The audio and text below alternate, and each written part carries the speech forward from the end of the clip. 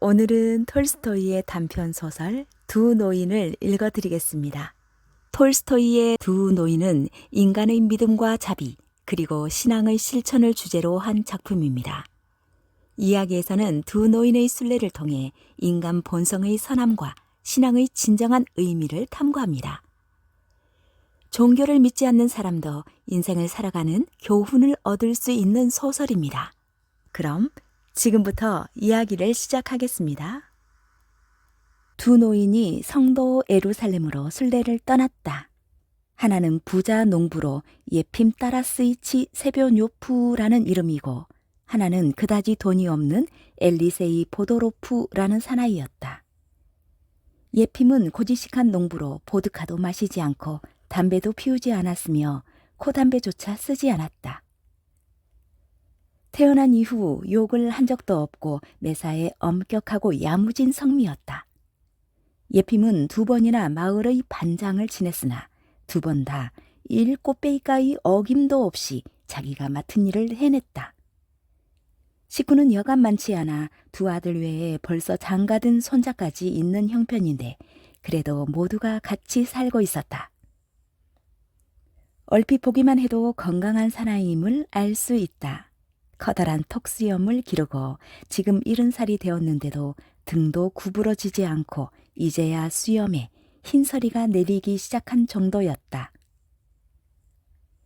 엘리세이는 그렇게 부유하지도 가난하지도 않은 노인으로 젊어서는 목수일을 하며 살았으나 나이 먹은 뒤로는 집에 있으면서 꿀벌을 치기 시작했다.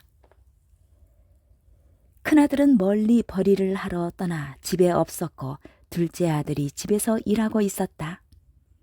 엘리세이는 사람 좋은 명랑한 사나이로 보드카도 마시고 담배도 피웠다. 그는 노래 부르기를 좋아했으며 얌전한 성미여서 집안 식구들이나 이웃 사람들과도 사이좋게 지내고 있었다. 그는 키가 작달막한 거무스름한 얼굴빛의 빈약한 농부로 곱슬한 턱수염을 기르고 자기와 같은 이름의 옛 예언자 엘리세이와 마찬가지로 머리가 훌떡 벗겨졌다. 두 노인은 벌써 오래전부터 함께 성지순례를 떠날 약속을 하고 있었으나 예핌 노인 쪽은 언제나 분주하여 일에 끝이 없었다. 한 가지가 끝났나 하면 곧 다음 일이 생기곤 했다.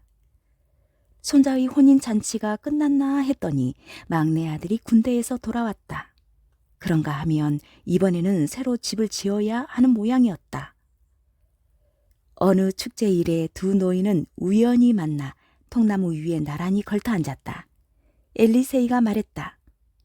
어떤가? 언제 성지순례를 떠날 수 있지? 예핌은 얼굴을 찡그리며 말했다.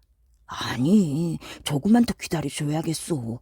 올해는 영 매사가 뒤틀린단 말이야. 그 공사를 시작했을 땐 그저 100루블 정도면 될 것 같았는데 벌써 300루블이나 들었는데도 끝이 보이지 않으니. 아무래도 여름까진 끌 모양이야. 글쎄 주님의 뜻이라면 올 여름엔 떠나게 되겠지. 내 생각 같아선 하고 엘리세이는 말했다. 그렇게 미루기만 해서는 좋지 않아. 마음 먹고 떠나야지. 지금은 봄이라 때는 꼭 좋은데. 때도 때이지만 일단 시작한 일을 어떻게 버려두고 가나.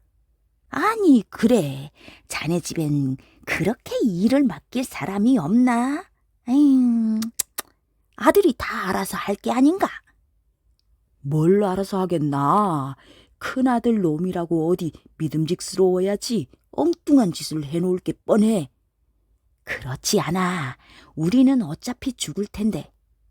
남은 자식들은 우리가 없어도 잘해 나가요. 자네 아들도 그렇지. 지금부터 일을 배워서 익혀야 해. 그야 그렇긴 하지만 뭐니 해도 내 눈으로 완공을 보고 싶어. 아이고, 난 모르겠네. 이런 일 저런 일 모두 끝장을 보자면 한이 없어요. 한이 없고 말고. 바로 얼마 전에도 우리 집 여자들이 축제일이 다가온다고 빨래를 한다, 집안일을 치운다, 저것을 한다, 이것을 한다. 아주 난리가 난 것 같더군. 그런데 우리 큰며느리가 아주 영리해서 말하지 않겠나. 축제일이 우리를 기다리지 않고 빨리 다가오니까 그래도 살겠군요. 그렇지 않다간 아무리 일을 해봐야 다 할 순 없으니까요. 라고 말이지. 예핌은 생각했다. 그런데 나는 그 공사에 여간 돈을 쏟아 넣었어야지. 길을 떠나는데 빈손으로 갈 수도 없고. 그것도 한두 푼으론 되지 않을 테고. 그렇지. 100루블은 가지고 가야지. 자네 그런 소리 하다간 죄받아요. 자네 재산은 나한테 되면 10갑절은 되는데 그래 돈 때문에 중얼거리다니. 그런 일은 접어놓고 언제 떠날 것인지 작정이나 하게.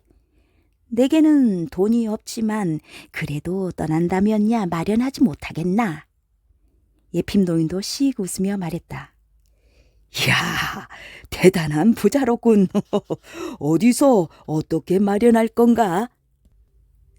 온 집안을 뒤지면 얼마쯤은 나올 거고 모자라는 몫은 밖에 세워놓은 통나무 꿀벌통 연화문 개만 옆집에 팔면 되겠지. 전부터 사겠다고 해왔으니까. 팔아버린 벌통에서 수확이 좋으면 속이 상할걸? 속이 상해? 자네 그런 말 꿈에도 말게. 이 세상에는 죄 짓는 일밖에는 아무것도 속상할 일이 없어. 영혼보다 더 소중한 건 없으니까.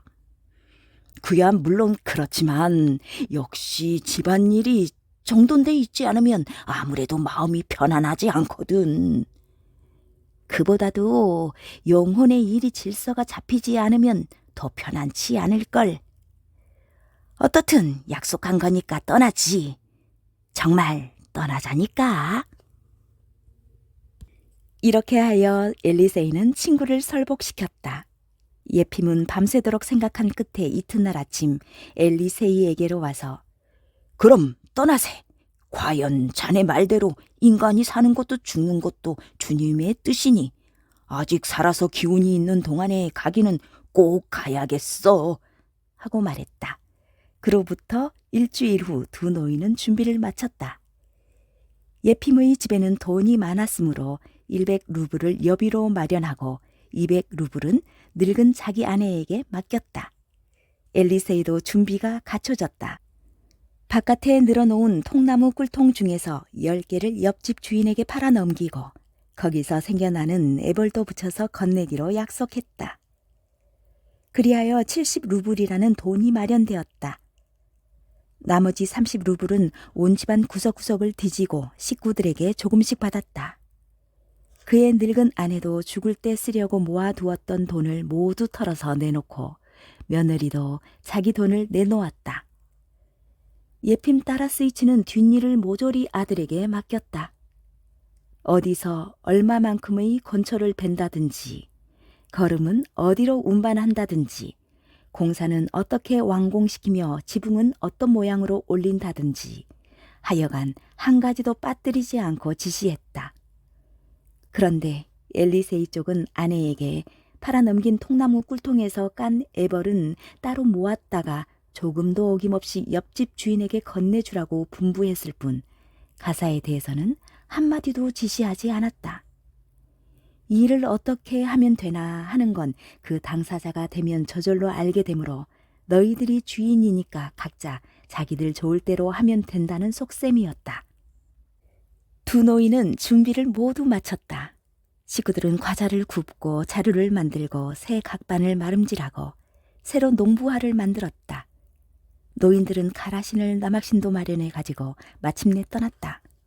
식구들은 동구 밖까지 전속 나와서 이들에게 작별을 고하고 두 노인은 여행길에 올랐다. 엘리세이는 기쁜 마음으로 첫 발을 내디디며 마을에서 멀어지자 집의 일 같은 건 전부 잊어버렸다. 마음속으로 생각하고 있는 일이라고는 여행 중엔 부디 친구의 마음에 들도록 하자.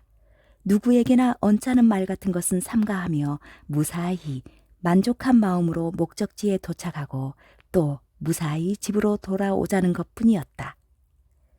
엘리세이는 길을 걸으면서 기도문을 입속으로 외고 자기가 알고 있는 성자의 정기를 마음속으로 더듬었다. 도중에 누군가와 동행이 되거나 여인숙에 들 때는 어떻게든지 남에게 살뜰한 응대를 하자 하느님께서 일러주신 말씀을 말하도록 하자고 다짐하는 것이었다. 길을 걸으면서도 기뻐서 견딜 수 없을 정도였는데 다만 한 가지 엘리세이에게도 도저히 마음대로 안 되는 일이 있었다. 그것은 코담배를 끊어보려고 일부러 코담배 쌈지를 집에 두고 왔는데 그것이 아쉬워서 견딜 수 없었던 것이다. 마침 도중에 어떤 사람에게서 얻었으므로 친구에겐 잘못을 저지르지 않기 위해 슬쩍 뒤처져서는 코담배 냄새를 맡곤 했다.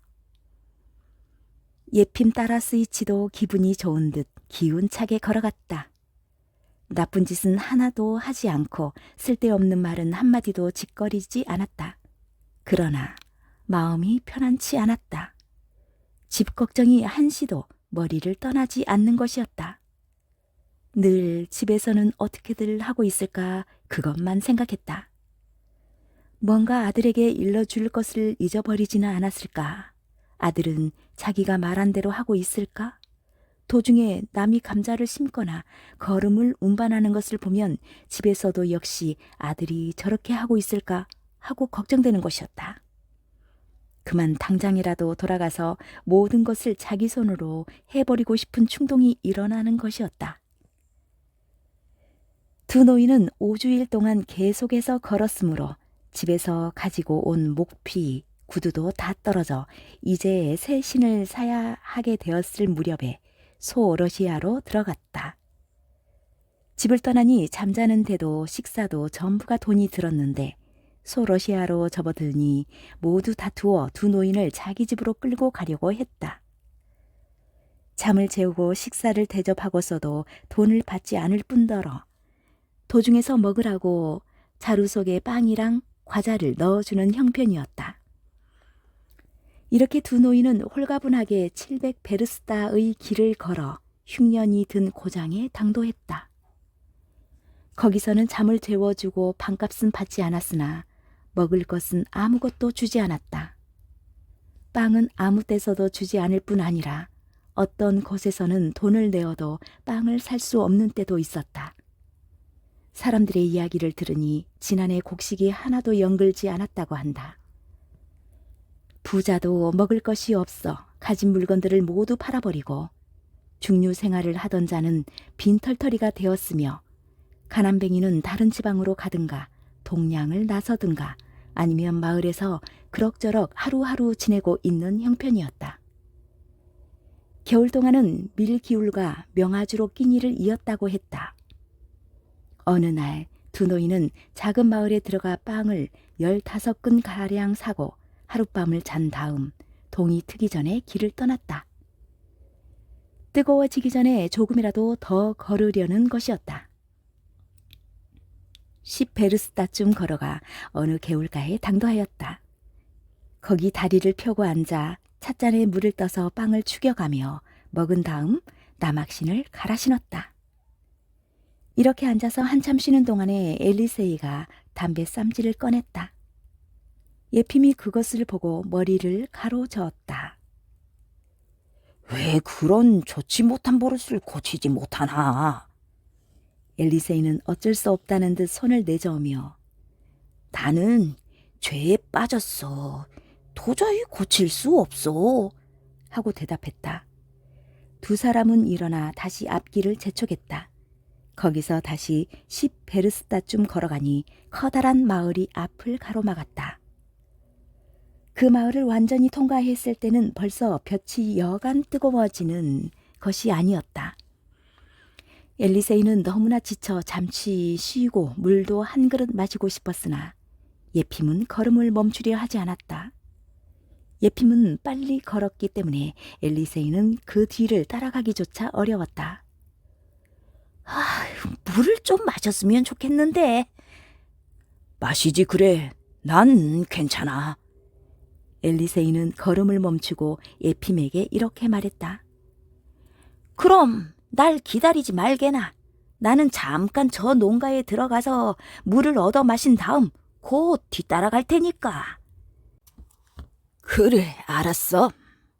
하고 예핌은 혼자 길을 따라 걸어가고 엘리세이는 농가 있는 쪽으로 돌아섰다.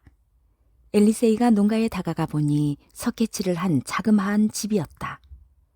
아래쪽은 까맣게 되고 윗부분만이 허연데 오래도록 손보지 않은 모양으로 칠은 벗겨지고 지붕은 한쪽이 허물어진 아주 볼품없고 가난한 농가였다.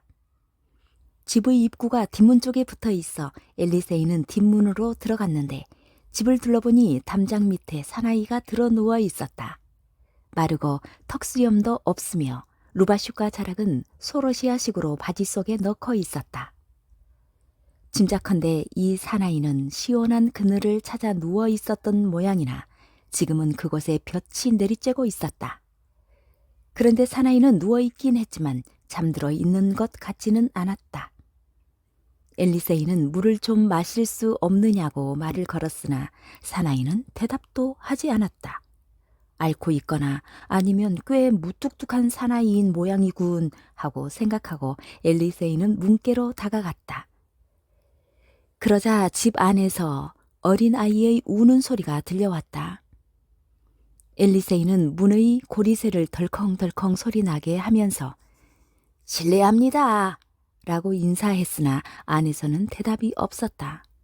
안녕하십니까 라고 해도 바스락 소리 하나 나지 않았다. 아무도 안 계십니까 라고 해도 목소리조차 들리지 않았다. 엘리세이는 그만 돌아서려고 하는데 문 앞에서 누군가가 신음하고 있는 듯한 소리가 들렸다. 무슨 병고가 있는 게 아닐까? 어디 한번 들여다보고 가야지. 엘리세이는 집 안으로 들어가기로 마음먹었다. 엘리세이가 손잡이를 돌려보니 문에는 자물쇠가 걸려 있지 않았다. 문을 열고 복도에 들어서니 방으로 통하는 문이 열려 있었다. 오른편에는 난로가 있고 정면이 상좌로 되어 있었으며 그 구석에 성상과 테이블이 놓여 있고 테이블 저쪽에는 의자가 있었다. 의자에는 머리에 두건도 쓰지 않은 속옷바람의 할머니가 걸터 앉아 테이블에 머리를 올려놓고 있었다. 그 곁에는 비쩍 말라 배만 커다란 밀랍 같은 얼굴빛의 사내 아이가 앉아서 할머니의 옷소매를 잡아다니며 칭얼대고 있었다.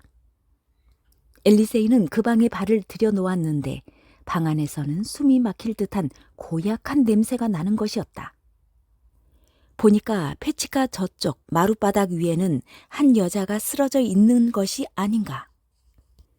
엎어진 채 이쪽을 보려고도 하지 않고 그냥 가래 끓는 소리만 내면서 한쪽 다리를 폈다 오므렸다 할 뿐이었다. 괴로운 듯 이리저리 뒤척이고 있는 그녀에게서 코를 찌르는 악취가 나고 있는 것이다. 틀림없이 여자는 대소변을 가리지 못하는데 아무도 그 뒤치다거리를 해주지 못하는 모양이었다. 할머니가 문득 눈을 들어 낯선 침입자를 바라보았다. 누구요, 당신은? 무슨 볼일이요? 뭐가 필요하오? 누군지 모르지만 여긴 아무것도 없으니. 엘리세이는 가까이 다가가서 할머니, 물을 좀 얻어 마시려고 그래요 하고 말했다. 아무것도 없다고 그랬잖누. 아무도 물을 떠올 사람이 없어요. 물을 먹으려거든 가서 떠마셔요. 어떻게 된 겁니까, 할머니? 당신네 집엔 성한 사람이라곤 하나도 없나요? 이 아주머니를 돌봐줄 사람도? 하고 엘리세이가 물었다. 아무도 없어요. 뒷문께에선 사람이 하나 죽어가고 있고 우린 여기서 이렇게. 사내 아이는 낯선 사람을 보고 잠시 입을 다물고 있었으나 할머니가 말하는 것을 보자 다시 그 소매를 지근거리며 빵 줘, 할머니 빵!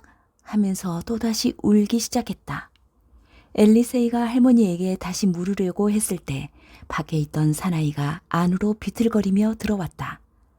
벽을 의지하고 걸음을 옮겨 의자에 앉으려고 하는 모양이었으나 그러지도 못하고 출입문 어귀의 한쪽 구석에 의지하듯 쓰러졌다. 그러고는 일어나려고도 하지 않고 말하기 시작했다. 한마디 하고는 말을 끊고 한마디 하고는 숨을 몰아쉬고 다음 말을 이어갔다. 전염병에 걸렸는데 게다가 흉년이 들어 저놈도 죽어서 굶어서 다 죽게 생겼소. 농부는 턱으로 사내 아이를 가리키며 울기 시작했다. 앨리세이는 등에 짊어진 자루를 치켜 올려 두 팔을 멜끈에서 빼내어 자루를 바닥에 내려놓았다가 다시 걸상 위에 올려놓은 뒤 자루를 끄르기 시작했다. 자루를 열고 안에서 빵과 나이프를 꺼내어 한 조각 잘라서 농부에게 주었다. 농부는 그것을 받으려 하지 않고 사내 아이와 여자 쪽을 가리켰다. 그들에게 주라는 것이다.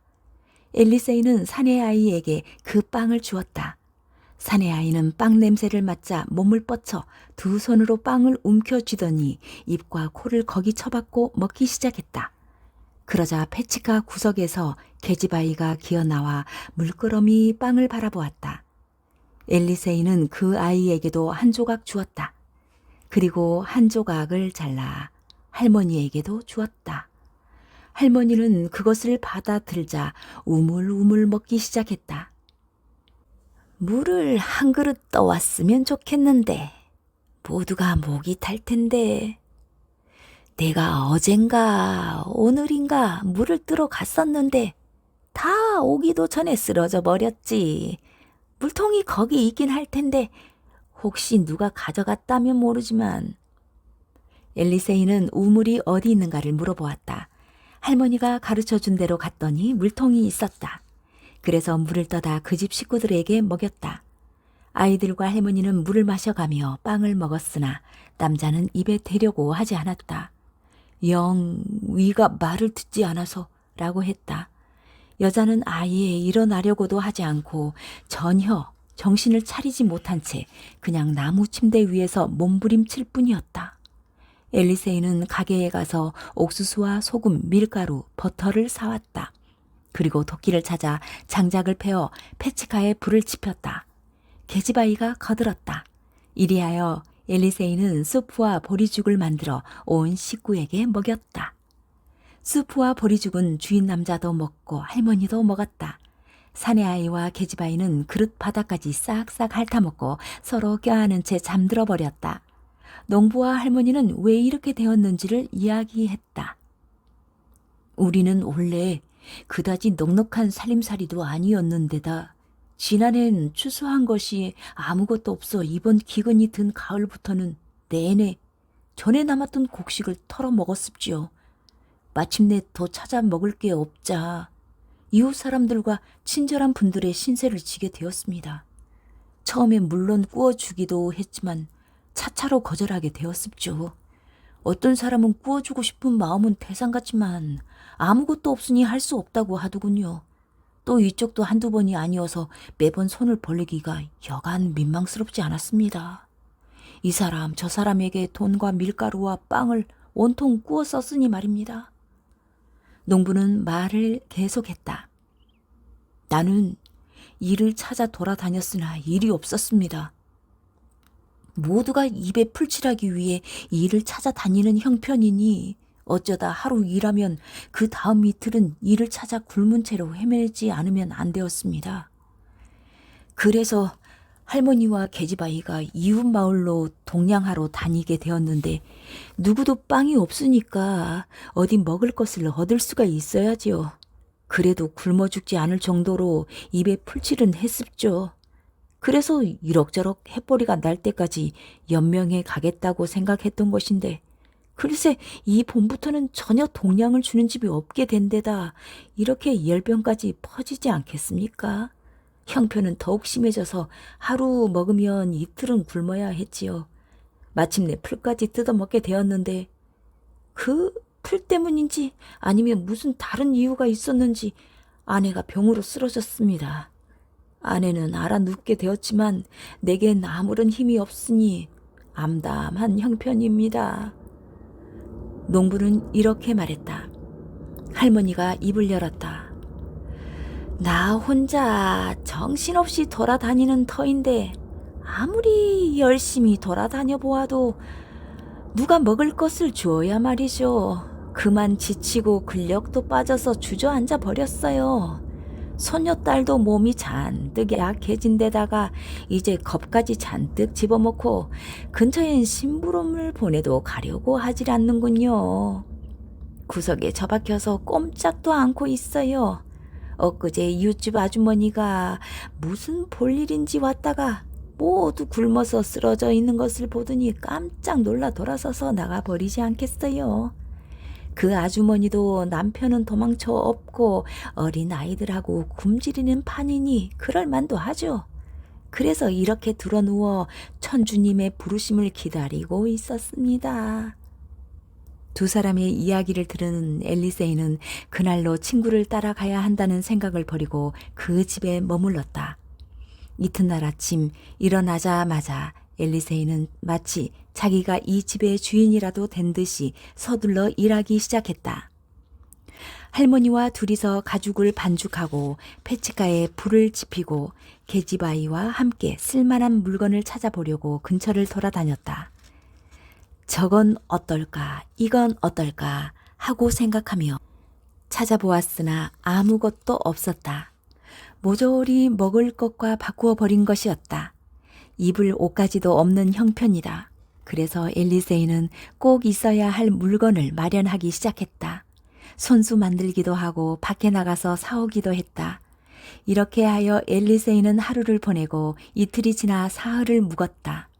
사내 아이는 기운을 다시 찾아 가게에 심부름도 가고 엘리세이를 잘 따랐다. 계집아이는 아주 명랑해져서 무슨 일이나 거들려고 나섰다. 줄곧 아저씨, 아저씨 하며 엘리세이의 뒤를 졸졸 따라다녔다. 할머니도 일어나 이웃에 드나들게 되었다. 주인 남자도 벽을 짚고 걷게 되었고 들어 누워 있는 사람은 그의 아내뿐이었으나 그녀도 사흘째 되는 날에는 정신을 차리고 무엇을 좀 먹었으면 좋겠다고 했다.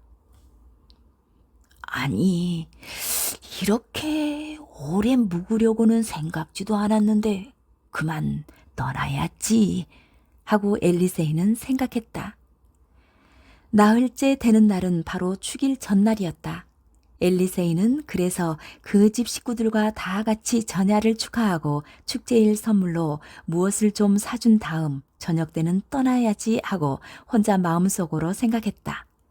엘리세이는 또다시 마을에 내려가 우유랑 밀가루랑 기름이랑을 사다가 할머니와 둘이서 음식 장만을 했다. 이튿날 아침에는 교회의 기도식에 참례하고 집으로 돌아와서 식구들과 같이 맛있는 요리를 먹었다.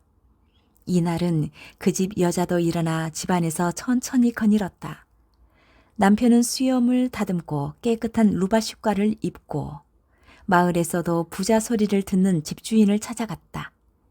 이 부잣집 주인에게 밭도 풀밭도 저당을 잡혔으므로 햇보리가 나기까지 그 밭과 풀밭을 좀 쓰게 해줄 수 없느냐고 청하러 갔던 것이다. 저녁 때 남편은 어깨를 축 늘어뜨리고 돌아와 눈물을 흘렸다.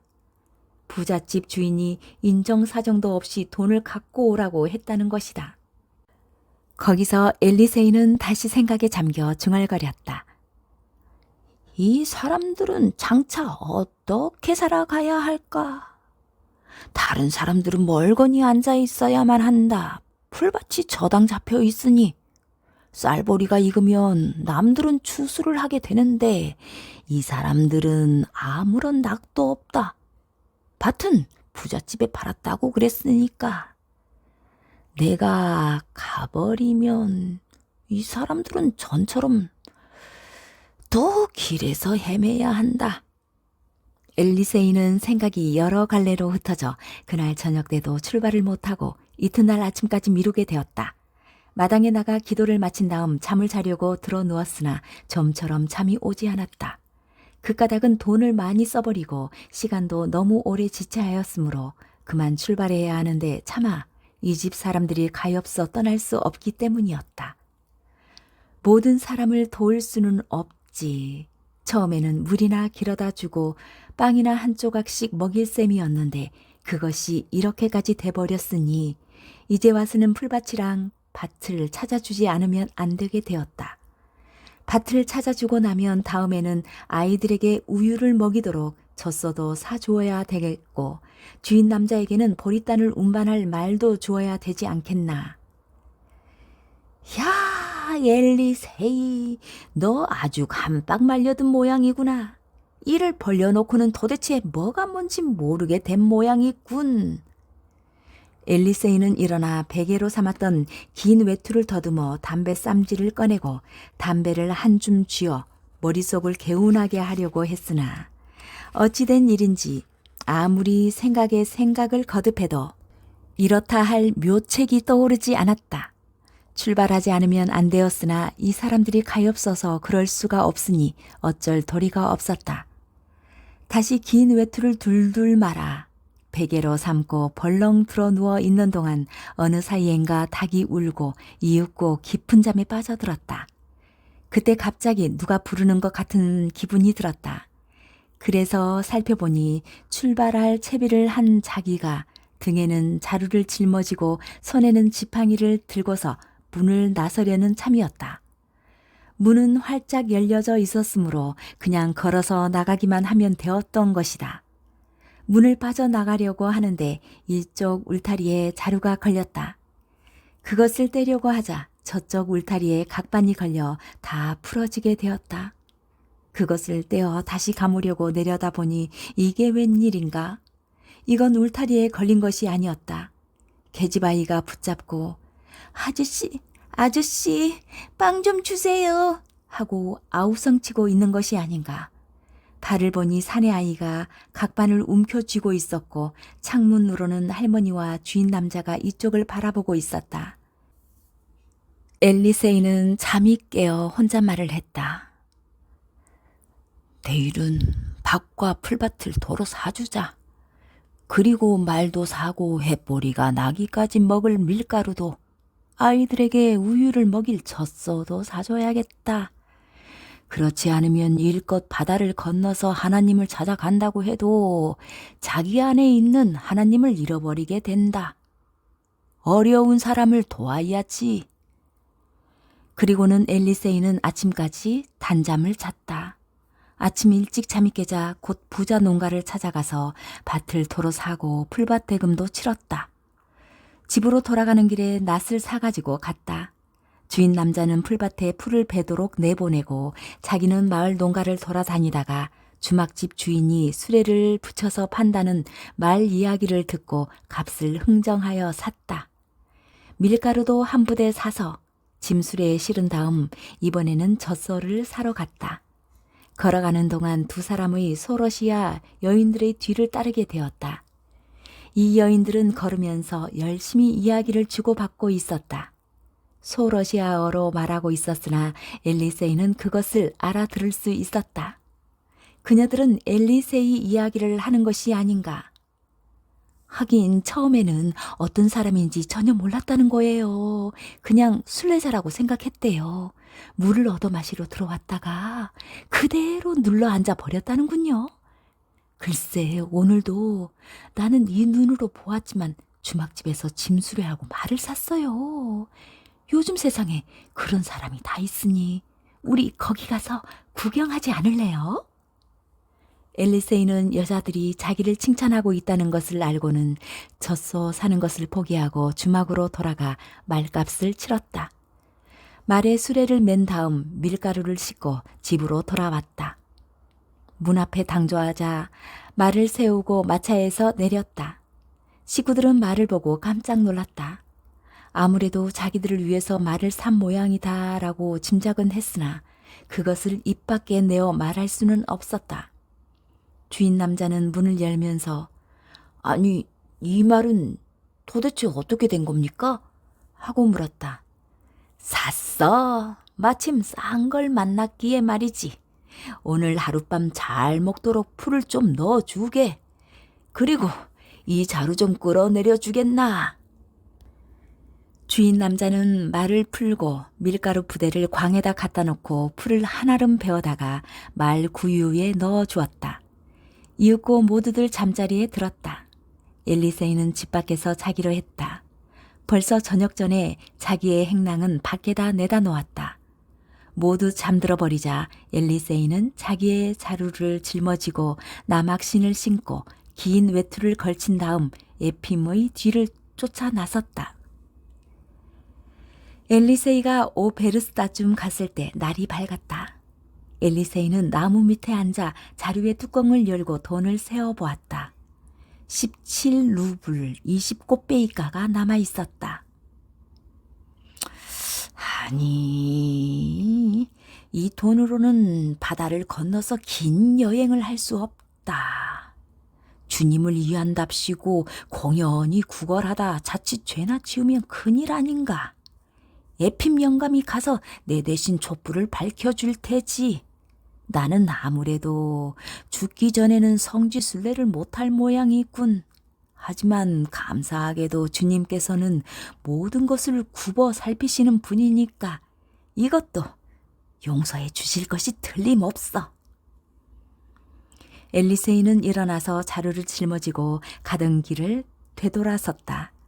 다만 그 마을만은 사람들의 눈에 띌세라 멀리 돌아서 갔다. 이렇게 하여 엘리세이는 얼마 후에 무사히 집에 도착했다. 목적지를 향해 갈 때는 걷는 일이 너무 힘들어 에핌 영감을 뒤쫓아가는 것이 고작이었는데 되돌아가기 시작하니 마치 하느님께서 도와주시기라도 하는 듯이 아무리 걸어도 지치는 일이 없었다. 나들이 가는 기분으로 지팡이를 내두르며 걸어도 하루에 70베르스타씩이나 가는 형편이었다. 엘리세이가 집에 돌아왔을 때는 식구들이 막 들일을 마치고 돌아온 참이었다. 모두 노인의 귀가를 기뻐하며 구경이 어떠했는지, 어쩌다가 동행과 떨어졌는가, 왜 목적지까지 가지 않고 돌아왔는가 하고 여러 가지로 묻기 시작했다. 엘리세이는 별로 자세히 이야기하지 않았다. 아니, 주님의 인도가 없었던 모양이야. 도중에서 돈을 잃어버렸지, 에핌 영감은 놓쳐버렸지. 그래 도저히 갈 수가 없었어. 아무래도 내 잘못인 모양이니 너무들 책하지 마라. 그러고 나서 할멈에게 남겨온 돈을 건네주었다. 엘리세이가 집안일을 여러 가지로 물어보니 만사가 순조로웠고 일도 거침없었으며 아무런 불평 없이 식구들도 오손도손 잘 지내고 있었다. 에핌 영감네 집에서도 그날로 엘리세이가 돌아왔다는 말을 듣고서 자기 집 노인의 소식을 들으러 왔다. 그들에게도 엘리세이는 비슷한 말을 일러주었다. 자네 할아버지는 탈 없이 잘 가셨네. 나하고는 베드로 죽일 사흘 전에 헤어졌지. 나는 뒤쫓아가려고 했는데 그때 일이 이상스럽게 되어 돈을 잃어버려 모자라겠길래 그만 돌아온 거야. 사람들은 깜짝 놀랐다. 어리석다고는 할 수 없는 성실한 사람이 성지 순례를 떠났다가 목적지에 닿기도 전에 돈을 잃어버리고 돌아오다니 어쩌다가 그런 낭패를 당했을까 하고 갸우뚱했으나 차차 그 일은 잊어버렸다. 당사자인 엘리세이도 잊어버리고 다시 일을 하기 시작했다. 아들과 둘이서 올 겨울에 쓸 뗄나무를 장만하고 아낙네들과 같이 밀을 빻고 곡간 지붕을 새로 얹고 꿀벌의 올동 준비를 해주고 10개의 꿀벌 통나무를 새로 깐 애벌과 함께 옆집에 넘겨주었다. 할멈은 돈을 받고 판 통나무에서 애벌이 얼마를 깠는지 속이려고 했으나 엘리세이는 어느 통에 새끼를 못 까고 어느 통에서는 새끼를 깠는지 모두 알고 있어 그래서 10무더기가 아니라 17무더기를 옆집에 주었다. 가을 일이 다 끝나자 엘리세이는 아들을 돈벌이에 내보내고 자기는 줄곧 집에 있으면서 나막신을 만들고 꿀통으로 쓸 통나무를 파내고 했다. 엘리세이가 병자가 있는 농가에서 묵던 날 예핌은 하루 종일 친구를 기다렸다. 그는 혼자 너무 많이 가지 않고 길가에 한참 기다린 끝에 한잠 푹 자고 일어나 다시 우두커니 기다렸으나 친구는 오지 않는다. 눈을 크게 뜨고 둘러보았으나 이미 해는 저물어 가는데 엘리세이는 나타나지 않았다. 이거 내가 잠자는 사이에 모르고 그냥 그대로 지나친 게 아닌가? 다리가 아프다 보니 남의 짐수레를 얻어 타고 여길 지나가면서 나를 보지 못한 게 아닐까? 하지만 보이지 않을 리가 없는데 허허벌판이어서 눈앞이 다 보이는걸. 내가 다시 되돌아가면 오히려 엘리세이 영감이 앞으로 먼저 가버려서 더 길이 어긋날지도 몰라. 나도 앞으로 가는 게 좋겠군. 역관에서는 만나게 되겠지. 다음 마을에 당도하자 혹시 이러이러한 영감이 이리로 오거든 내가 있는 여관으로 데려다 주시오 하고 반장에게 부탁해 놓았다. 그런데 엘리세이는 그 여관에도 끝내 오지 않았다. 예핌은 앞으로 다시 길을 떠나 만나는 사람마다 이러이러한 대머리 영감을 못 보았느냐고 물어보았으나 아무도 보았다는 사람이 없었다. 예핌 영감은 어처구니 없어하며 혼자 계속 걸었다. 그렇지. 오대사 근처가 아니면 배 안에서는 만나게 될 거야. 그는 더 이상 생각하지 않기로 했다. 도중에 한 순례자와 동행하게 되었다. 순례자는 보통의 법복에 법모를 쓰고 머리를 길게 기르고 있었다. 아토스에도 갔었고 지금 이 길이 두 번째로 가는 예루살렘 행이라고 했다. 어떤 여인 속에서 만나 여러 가지 이야기를 한 끝에 동행이 되었던 것이다. 오데사에 도착하기까지는 무사했다. 두 사람은 밤낮으로 사흘간 배를 기다렸다. 세상 각처에서 모여든 숱한 순례자들이 그곳에서 예루살렘으로 자신들을 데려다 줄 배를 기다리고 있었다. 여기서도 예핌은 엘리세이에 대해 물어보았으나 아무도 보았다는 사람이 없었다. 예핌은 외국의 여행 허가장을 받고 왕복 배의 싹스로 40루블을 치른 다음 도중에서 먹을 빵이랑 청어 등을 샀다. 이윽고 배의 선적도 끝나 순례자들은 본선으로 옮겨 타게 되었다. 예핌과 그 순례자도 탔다. 돛이 올려지고 배는 암벽에서 떨어져 큰 바다로 나갔다. 그날은 무사히 항해했는데 저녁 때가 되자 바람이 일고 비가 쏟아지면서 배가 흔들리기 시작하더니 바닷물이 갑판을 휩쓸었다.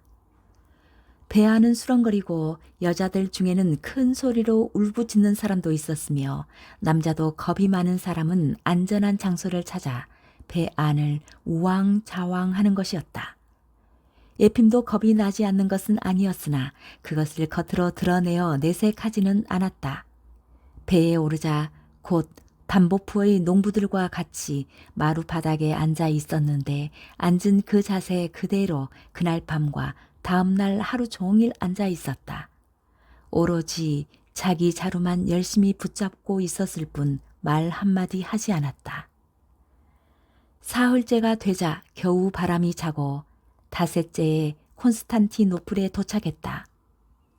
순례자들 중에는 상륙하여 지금은 터키에 점령되어 있는 성 소피아 대성당을 구경하는 사람도 있었으나 예핌은 상륙하지 않고 배 안에 남아 있었다. 다만 흰 빵을 조금 샀을 뿐이다. 하룻밤 하루낮을 정박한 뒤에야 다시 큰 바다로 나왔다. 스미르나 항에 기항한 다음에 알렉산드리아 항구에 들렀다가 마침내 야파에 당도했다. 야파에서 순례자들은 모조리 상륙했다. 예루살렘까지 걸어서 70베르스다이다. 상륙할 때의 사람들은 또 아찔한 꼴을 당해야 했다. 기선의 높은 갑판에서 밑에 있는 보트로 뛰어내려야 하는데 보트는 계속 흔들리고 있어서 자칫하다간 보트에서 바닷속으로 떨어질 위험이 있었다. 순례자 중에 두 사람이 물에 빠진 쇠항지가 되었으나 어쨌든 무사히 상륙했다. 상륙하자 모두 걸어서 출발했다. 예핌은 사흘째 되는 점심때쯤 예루살렘에 도착하여 변두리의 러시아인 숙소에 여장을 풀고 여행 허가장 뒷면에 사인을 받은 다음 식사를 마치고 순례자와 둘이 성지 순례를 떠났다. 가장 중요한 그리스도의 관은 아직 구경하지 못했으므로 대주교 수도원을 참배했는데 참배자 일동은 모두 안으로 안내되었다. 남자와 여자는 자리가 따로따로 돼 있었다. 신을 벗고 둥그렇게 둘러앉자 한 신부가 세수 수건을 들고 나와서 사람들의 발을 닦아주기 시작했다. 발을 닦고서는 입을 맞추어주며 빙 한 바퀴 돌았다. 에핌의 발도 닦아주고 입도 맞춰주었다. 밤 기도 아침 기도를 드려 예배하고 촛불을 올려 죽은 양친에게 공양을 바쳤다. 그때 성찬이 나오고 포도주도 마셨다. 날이 새자 이집트에서 마리아가 칩거했다는 암실로 가서 촛불을 바치고 기도를 드렸다. 그곳에서 아브라함 수도원으로 돌아가 아브라함이 신을 위해 자식을 찔러 죽이려고 한 사베크의 동산을 올라가 보았다. 다음에 막달라 마리아에게 그리스도가 모습을 나타내셨다는 성지를 참관하고 주님의 형제 야고보의 교회에도 들렀다. 순례자는 장소를 하나하나 안내하며 여기서는 얼마, 저기서는 얼마라고 희사하는 돈의 액수를 가르쳐주는 것이었다. 한낮이 되어 숙소에 돌아와서 식사를 했다. 이윽고 잠자리에 들 채비를 하기 시작했을 때 순례자는 앗! 하고 놀라며 자기 옷을 이리저리 뒤지기 시작했다. 지갑을 도둑 맞았구나. 분명히 23루블이 있었는데 10루블짜리 2장에다가 찬돈이 3루블. 순례자는 속이 상해서 푸념을 늘어놓는 것이었지만 할 수 없는 일이었다. 모두 자리에 들었다. 예핌도 잠자리에 들었으나 문득 의심하는 마음이 생겼다. 저 순례자는 돈을 도둑 맞은 게 아니야. 처음부터 돈이 없었던 게 분명해. 아무 데 가서도 희사하지 않았으니까. 내게만 내라고 하면서 자기는 하나도 내지 않았어. 그건 고사하고 댁에서 1루블까지 빌어가지 않았나.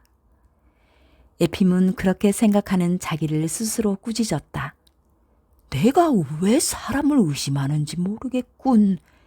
남을 의심한다는 건 죄스러운 일이야.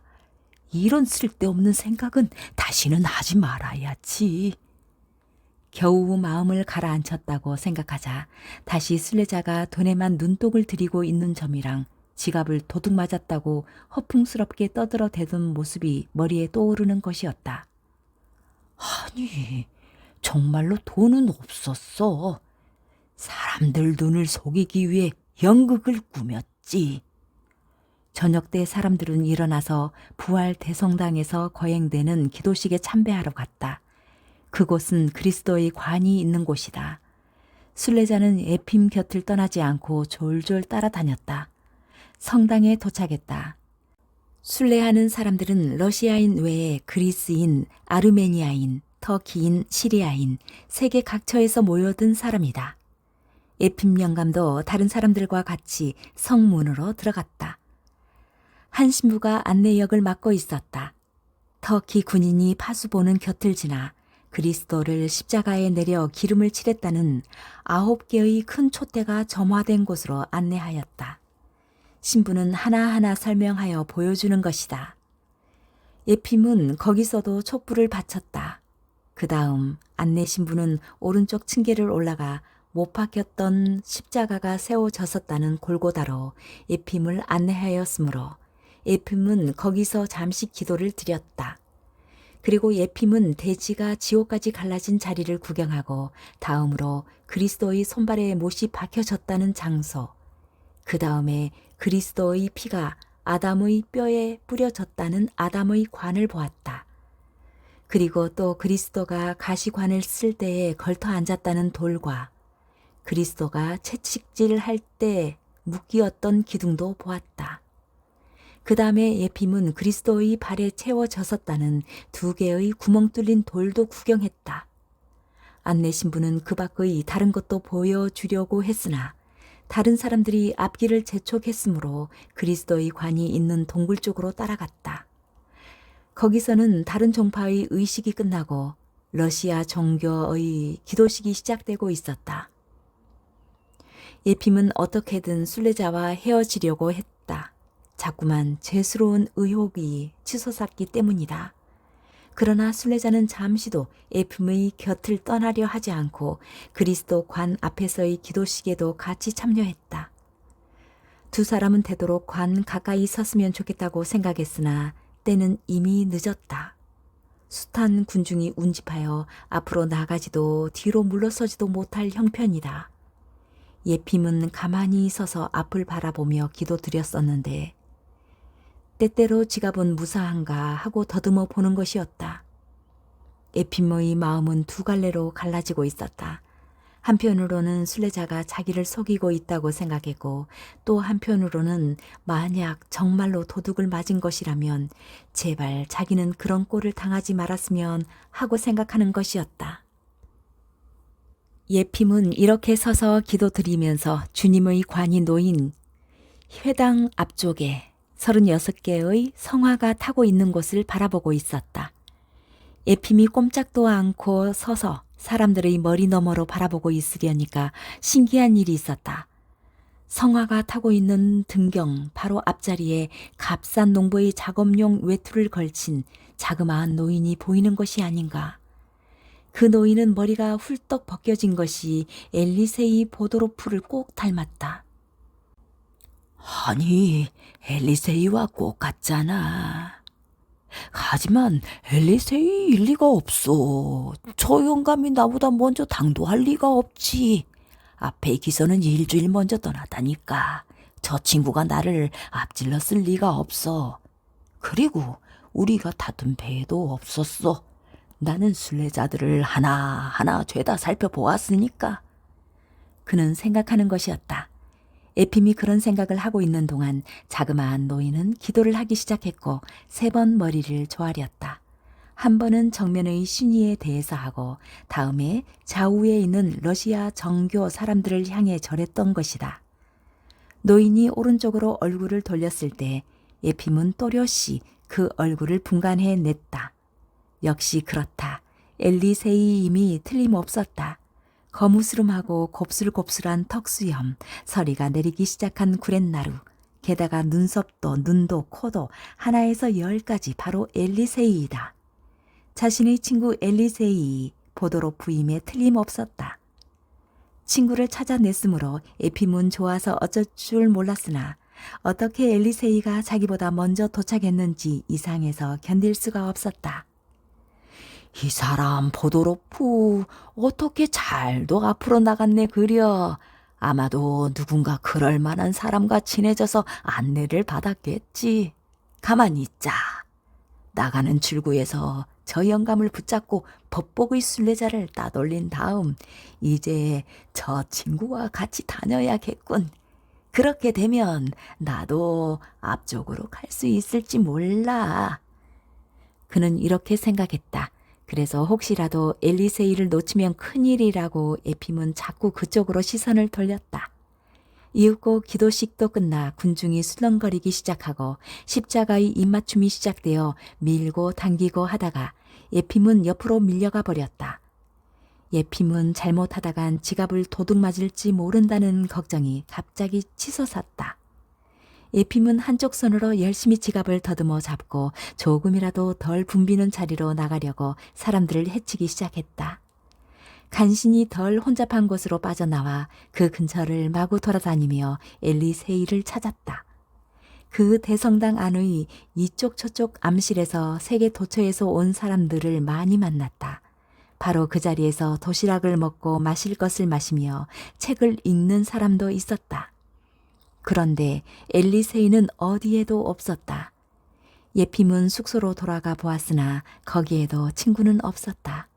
그날 밤 순례자는 돌아오지 않았다. 어디론가 자취를 감추었는데 그 일루불도 끝내 돌려주지 않았던 것이다. 예핌은 외톨이가 되어버렸다.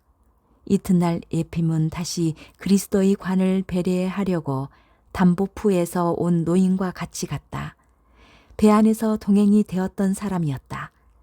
그것에서도 역시 앞쪽으로 빠져나가려고 해보았으나 여전히 밀려나 기둥 옆에 남아서 기도를 드렸다.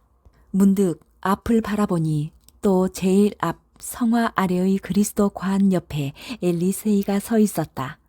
제단 옆에 신부처럼 두 팔을 벌리고 그는 머리에 환한 빛을 받고 서 있었다. 좋아, 이번에는 꼭 놓치지 않는다. 예핌은 생각했다. 사람을 마구 해치고 앞쪽으로 다가갔다. 겨우 앞으로 나섰다고 생각하자 엘리세이의 모습이 보이지 않았다. 그 사이에 돌아간 모양이었다. 사흘째 되는 날, 그리스도 관 옆을 보니 가장 눈에 잘 띄는 특별 상좌에 엘리세이가 서서 두 팔을 벌린 채 머리 위에 무엇이 보이기라도 하는 듯이 위를 우러러 보고 있었다.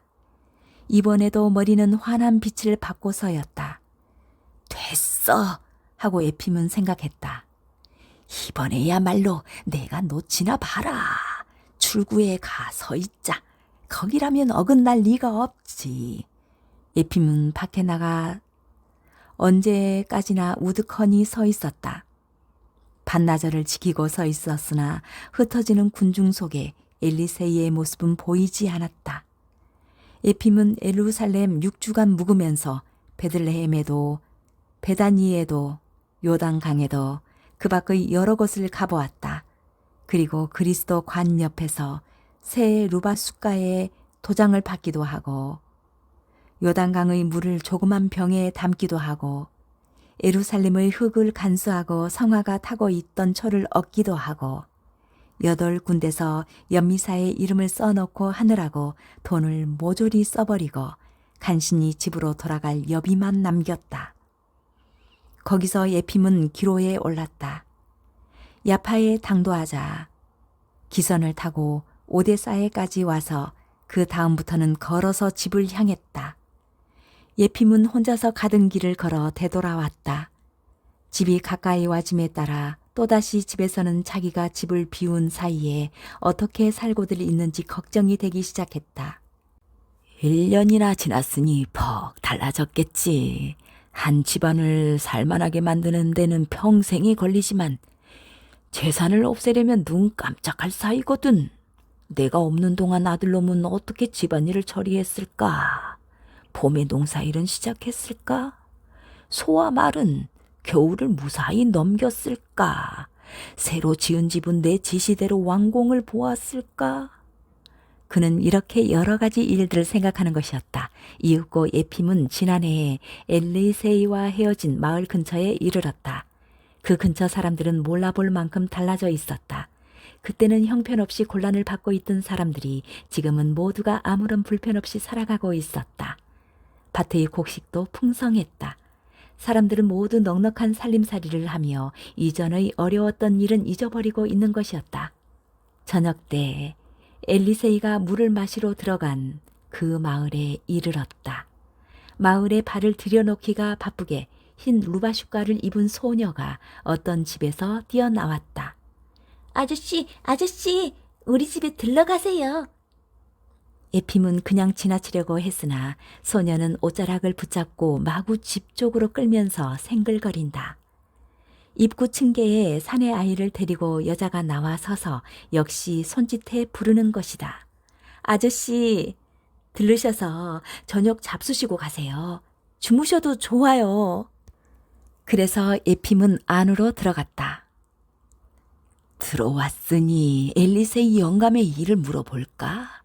그때 그 영감이 물을 마신다고 들른 집이 아무래도 이쯤 될 거야. 예핌이 방 안으로 들어가자 여자는 어깨에 맨 자루를 내리도록 도와주고 몸을 씻을 물까지 준비해주고 테이블로 안내했다. 우유랑 보리 단지를 내놓고 죽을 테이블 위에 올려놓았다. 예핌은 고맙다는 인사말을 하고 순례자를 이렇게 접대하니 정말 고마운 일이라고 그 가족들을 칭찬했다. 그러자 여자는 고개를 저으며 이렇게 말했다. 우리는 순례하시는 분들을 대접하지 않을 수 없습니다. 어떤 순례자께서 우리에게 세상을 어떻게 살아가야 하는지 가르쳐 주셨으니까요. 우리는 예전에 하느님을 잊어버리고 멋대로 살았기 때문에 하느님의 벌을 받아서 모두가 죽을 날만을 기다리고 있었습니다. 끝내 지난 여름에는 모두 병들어 버리고 먹을 것조차 없게 되었지요. 우리 식구들은 다 죽을 판이었는데 하느님께서 아저씨와 비슷한 분을 저희 집으로 보내주셨어요. 한낮에 물을 얻어 마시려고 들어오셨다가 우리들의 꼴을 보고 가엾게 생각하시고 그냥 집에 머물렀습니다. 병들고 굶어 드러누운 우리에게 마시고 먹게 하여 마침내 우리들이 일어날 수 있게 만드신 후 땅과 짐수레와 말을 사주신 다음 훌쩍 떠나버리셨던 거예요. 이때 할머니가 들어오면서 여자의 말을 가로챘다. 우리들은 우리 스스로도 그분이 인간이었는지 천사였는지 모를 정도입니다. 온 식구들을 살뜰히 여기고 불쌍하게 여기다가 끝내는 아무 말 없이 떠나버렸으니 도대체 누굴 위해 하느님께 기도드려야 할지 모르겠습니다. 지금도 눈에 선합니다. 나는 드러누워 하느님의 부심을 기다리고 있었는데 문득 보니 아무 별다른 대라곤 없는 대머리 할아버지가 물을 마시러 들어오지 않았겠습니까? 그런데 이 늙은이는 죄 많은 인간이라 어떤 사람이 저렇게 공연히 들어와서 어물거리나 하고 생각했었죠. 그런데 그분은 지금 말한 것 같은 일을 해 주셨던 것입니다.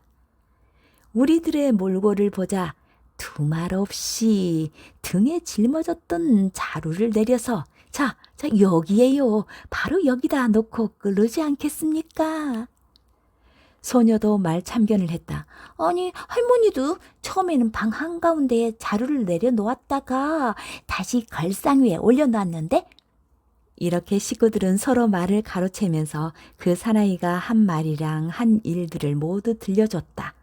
어디에 앉았다든가 어디서 잤다든가 무엇을 어떻게 했다든가 누구에게 무슨 말을 했다든가 그들의 노인에 관한 말은 끝이 없었다. 밤이 되어 말을 타고 돌아온 주인 남자도 역시 엘리세이의 말을 꺼내고 자기 집에서 어떻게 도와주며 지냈는가를 이야기했다. 만약 그분이 오시지 않았더라면 우리 모두 죄를 지은 채 죽어버렸을 겁니다. 모두가 아무 소망도 없이 하느님과 인간을 원망하면서 죽음을 기다리고 있던 참에 그분이 오셔서 우리를 살려주셨기 때문에 비로소 하느님도 알게 되고 친절한 사람을 믿게도 되었습니다. 하늘에 계신 우리 예수 그리스도여, 오나옵건대 그분을 지켜주시옵소서. 그전에는 짐승이나 다름없는 생활을 하고 있었는데 그분이 우리를 인간으로 만들어 주셨으니까요. 모두들 에핌에게 마실 것, 먹을 것을 대접한 다음 잠자리를 마련해주고 그들도 잤다. 에핌은 자리에 들어 눕기는 했으나 잠이 오지 않았다. 엘리세이의 일이 예루살렘에서 3번이나 엘리세이를 특별 상자에서 보았던 일이 머리에서 떠나지 않았다. 그렇구나. 그 영감은 여기서 나를 앞질렀던 것이다. 내 정성을 하나님께서 받아들이셨는지는 알 수 없지만 그 친구는 하나님께서 쾌히 받아들이신 것이다. 이튿날 아침 식구들은 에핌과 작별을 고하면서 도중에 먹으라고 자루 속에 고기 만두를 넣어준 뒤에 일하러 들러 나갔다. 그리하여 에핌은 집을 향해서 길을 떠났다. 에핌은 꼭 1년이 지난 봄에 성지순례로부터 집으로 돌아왔다. 집에 당도한 것은 저녁 때였다. 아들은 집에 있지 않았다. 주막집에 갔던 것이다. 이윽고 아들이 거나하게 취해서 돌아왔으므로 에핌이 여러 가지를 물어보았는데 그가 집을 비운 사이에 아들이 돈을 쓸데없이 낭비했다는 것은 어느 모로 보나 역력했다. 돈을 모두 나쁜 짓으로 써버리고 일도 엉망으로 만들어 놓고 있었다. 아버지가 책망을 하자 아들은 반항조로 나왔다. 아버지께서 아무 때도 가지 않았으면 좋았을 거 아니에요. 아버지는 성지순례를 한다고 돈을 잔뜩 가지고 갔으면서 내가 조금 쓴 걸 가지고서. 노인은 화가 나서 아들을 때렸다. 이튿날 아침 에핌 따라 스이치는 아들의 일을 의논하러 반장에게로 가던 도중 엘리세이의 집 옆을 지나게 되었다. 그러자 엘리세의 아내가 현관 층계에 서서 인사를 했다. 안녕하십니까, 영감님. 무사히 돌아오셨군요. 예핌은 발길을 멈추고 말했다. 덕분에 무사히 다녀왔습니다. 도중에 댁의 영감님과 헤어졌는데 듣자니 벌써 돌아왔다고요. 그러자 할머니는 이야기를 떠보려 대기 시작했다. 할머니는 원래 좀 수다스러운 편이었다. 돌아오고 말고요. 영감님 벌써 옛날에 돌아왔어요. 송모 승천제가 지난 뒤 금방 왔지 뭡니까. 하나님 덕택으로 무사히 돌아와서 온 식구가 경사가 난 듯이 좋아했었죠. 그이가 없으면 집안이 쓸쓸했어요. 이제는 나이가 나이인지라 대단한 일은 하지도 못하지만 뭐니 해도 한 집안의 주인이니까 모두가 의지하는 거죠. 글쎄, 아들이 어찌나 반가워하는지 원. 아버지가 안 계시니까 눈 속의 빛이 꺼진 것 같다면서 말이에요. 그이가 어디 가면 정말 쓸쓸해요. 우린 모두 그분을 의지하고 소중하게 생각하니까요. 그래, 지금 집에 있나요? 있지요, 영감님. 꿀벌집에서 애벌을 나누고 있어요. 올해는 아주 썩 좋은 애벌을 깠대요. 모두가 하나님 덕택이지요. 남편도 그렇게 기운이 좋은 벌은 아직 한 번도 보지 못하셨다는군요. 우리가 죄를 짓지 않았으니까 하느님께서 굽어 살피셨나 봐요. 영감님, 들어오셨다 가세요. 남편이 영감님을 보면 퍽 반가워하실 텐데요. 예핌은 복도를 지나 뒷문께로 나가서 꿀벌집에 있는 엘리세이에게로 갔다. 꿀벌집에 들어가 보니 엘리세이는 머리에 그물도 쓰지 않고 장갑도 끼지 않은 채 긴 회색 외투를 입고서 자작나무 밑에 서서 양팔을 벌리고 위를 쳐다보고 있었는데 마치 예루살렘의 그리스도 관 곁에서와 마찬가지로 대머리가 온통 빛나고 있었다. 그 머리 위에서는 역시 예루살렘에서 본 것과 마찬가지로 햇빛이 자작나무 잎사귀 너머로 비치어 마치 불이 타고 있는 것 같았다. 몸만 갔다 왔지. 자네에게 줄 선물로는 요단강 물을 가지고 왔네. 이따 우리 집에 와서 가져가게나. 한데 하느님께서 내 정성을 받아들이셨는지 어쩐지. 아무튼 경사스러운 일이야. 하느님의 가호가 있기를. 예핌은 한참 동안 잠자코 있다가 몸만은 갔다 왔지만 영혼은 갔다 왔는지 누가 알겠나. 정작 다른 사람이 갔다 왔는지도 알 수 없는 일이야. 하고 말했다. 무슨 일이고 간에 하느님의 뜻이네. 예핌 영감, 하느님의 뜻이라니까. 그리고 돌아오다가 자네가 물 마시러 들어갔던 그 집에 들렀었지. 그러자 엘리세이는 허둥지둥 손을 내저었다. 만사가 하나님의 뜻이야. 예핌 영감, 하나님의 뜻이고 말고 자, 안으로 들어가세나. 내 꿀을 가지고 갈 테니. 엘리세이는 그 이야기를 더 못하게 하고 살림 이야기로 말머리를 돌렸다.